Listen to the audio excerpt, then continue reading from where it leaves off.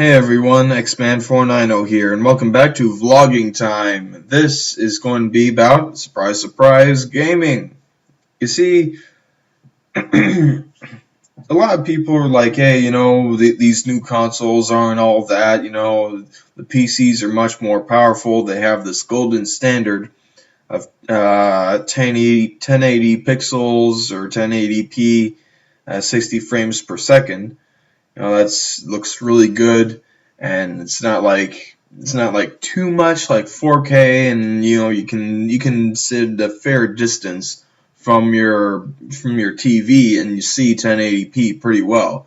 When it comes to computers, like sit at a desk, well, I guess 4K would work then, at least with the whole ratios with there's like some article and says like, okay, well, if you look like 2 feet away, then you can see 4K, but it is pretty close. So there is that problem. Your eyes dry up, you get tired, but whatever. Speaking of PC, I've been playing Titanfall, and that is a lot of fun. On my Lenovo Y50 laptop. Sure, it was really expensive, but I don't really care. It costs like over $1,300. And I'm counting tax into that because really.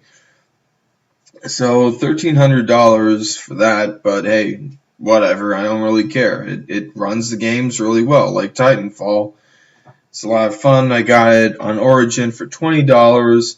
I believe it is still $30 on Origin now. I got it for $20 2 weekends ago, and it's a lot of fun running around trying to find vantage points to beat the Titans, and just looking out for enemy players, because if they see you, they're like a lot of people who play that really good at it, and they'll see you and they'll just get their smart pistol out and you don't see them and bam, you're dead. It's pretty grueling, but it's still fun to run around, and those few moments when you do get to shoot somebody, or at least those like the AI things. It's fun, I gotta say. So, an Origin in general is pretty good. It has this thing like On the House, which is just completely free games, not even subscriptions, which I'm going to be talking about, which is what the consoles have above PC, besides like being cost effective. But then again, it is sort of proportional to the power of the hardware. Like the 360 costs about $200.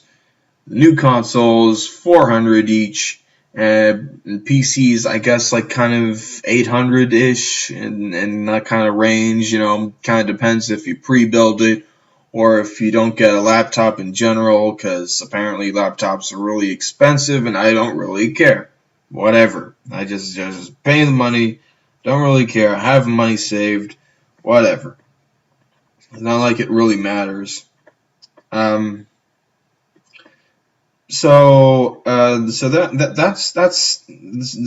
PC, and Origin's a pretty good service. Doesn't have big sales, like really big discounts, like best that you get is like 50% off. But there's some really good games on there. Titanfall, I believe Dead Space 3. Well, I don't know if that's really good, but whatever. Eh. That's up to you to decide, because I'm not really sure about that. But when it comes to consoles, the thing that they have above PCs, not all these exclusives, because a lot of them, just kind of get stale, or they're part of franchises. The only one that really interests me is Sunset Overdrive, and I guess Tearaway Unfolded. But then again, like even then, Tearaway, that's like kind of a sequel sort of thing. But it does seem quite different, using the DualShock 4, so that's nice. But with the thing that really interests me about the consoles is the subscription services. For instance, Games with Gold, or Xbox Live Gold. The subscription being $60 a year, And like the thing is, with the older consoles, it's really good in terms of giving like a lot of AAA big games. Dead Rising 2, Assassin's Creed 2, Halo 3, Gears of War, Sleeping Dogs, all of these really like big games. But when it comes to the newer systems, like say the Xbox One, is nothing like really. Hang on, let me look it up here. It's nothing really big, I guess. Like for September, okay, so there's Monaco. Wait, oh no, wait, that's for Xbox 360. Okay, but okay, on the Xbox One, there's Strike Suit Zero. I haven't really heard about that, and Crimson Dragon is going to be staying. So it's not even like 2 games per month. It's just like one, maybe two. And sometimes there's some like there was Guacamelee. That's really good. But the thing about the subscription for the newer consoles is that the games that you get from them on their subscriptions tend to be just indie games. I mean, it's not really a problem. The thing is that these indie games, you usually get them for, say, $5 each on PC, but for the subscription programs, it's slightly more than $2 per game on average. Now, it kind of depends if you want to try them all out, but, I'd say it is worthwhile. Some of these can be pretty good. I think Super Time Force I hear is pretty cool. And Crimson Dragon, I think that was like showing off a lot, and it's it's an okay shoot 'em up, I heard. Or maybe not. It's such a fucking fail. Why are they keeping it up? Man, that game sucks. That's kind of the problem.